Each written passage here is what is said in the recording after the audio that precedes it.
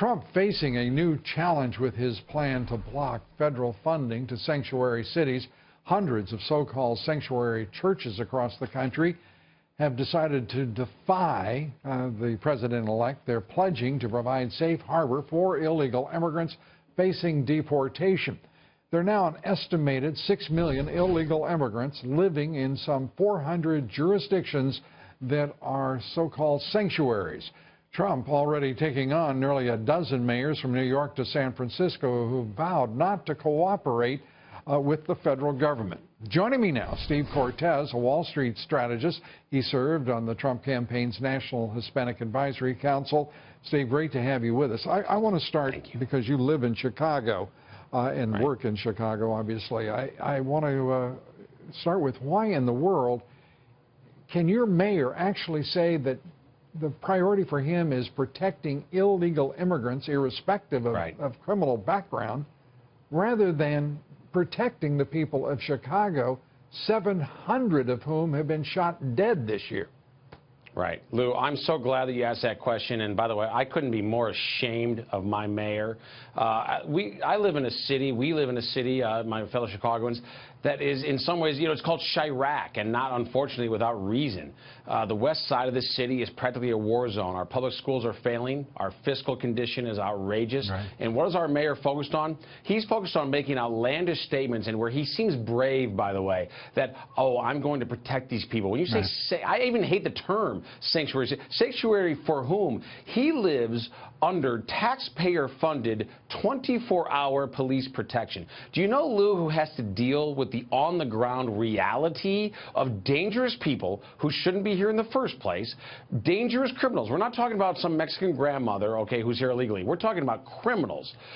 You know who has to deal with that? People with names like Cortez, people with names like Romero, cops on the beat. That's who has to deal with it on the ground, not Mayor Emanuel. And so I call out his hypocrisy, and I implore him, number one, comply with federal law at the very, very least. But number two, show some decency, sir. Our city is aflame, and yet you are dancing, for a crowd in Go ahead. I hate to interrupt you, but I mean, Rahm Emanuel is who he is, and he is not being in any way brought to account by the newspapers of your fair city. He is not being brought to account by the Democratic Party or Democratic voters.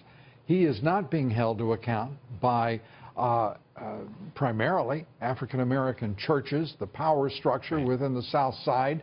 Everything is just blissful as far as they are concerned, afraid to even utter a word of complaint about all of these deaths, these murders.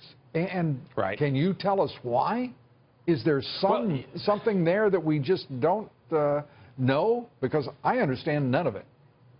Right. No, and Lou, I can't tell you why, but I can tell you this. The good book tells us don't just curse the darkness, light a candle. And you know what? Donald Trump has lit that candle, and I really mean that and believe that. He has spoken, I think, with force and power to communities of color, and he has told them all through the campaign, you have been neglected, you have been exploited by the Democrats who want nothing but your votes and care very little about your lives. And what I'm most excited about as a Latino, and this is one of the reasons I got behind him as much as I did. And by the way, we did great among Latinos compared to expectations. We practically doubled where we were polling among Latinos on Election Day. But one of the reasons is school choice. If we can break that monopoly, and it's here in Chicago, it's in most major cities in America. And I agree with you, and I've been talking about public education. I think his appointment of Betsy DeVos is a terrific one. She knows what she's talking about and can be an effective leader for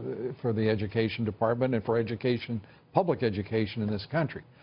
But what I don't understand is the apathy and, if you will, the ossification of Chicago. And while you are in the middle of the crisis that city faces, you can't fix education if you don't have students whose safety you can assure.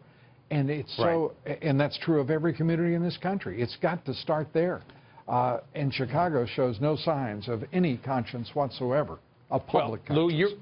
You're right, but guess what? There's a new sheriff in town, not meaning in Chicago, but in Washington, D.C. in the White House. And I believe and I hope that he's going to change that. And he's going to use federal power and federal persuasion and tax dollars most of all. This city is broke. One of the nice things about Chicago being broke is that they need federal funding. And because of that, I think that eventually Mayor Emanuel and others like him who are, you're right, they are just impervious almost to the danger that Chicagoans live in on a daily basis, but they're going to have to face facts.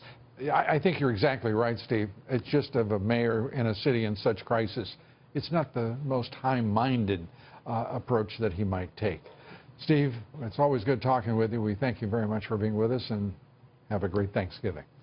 Thanks for having me.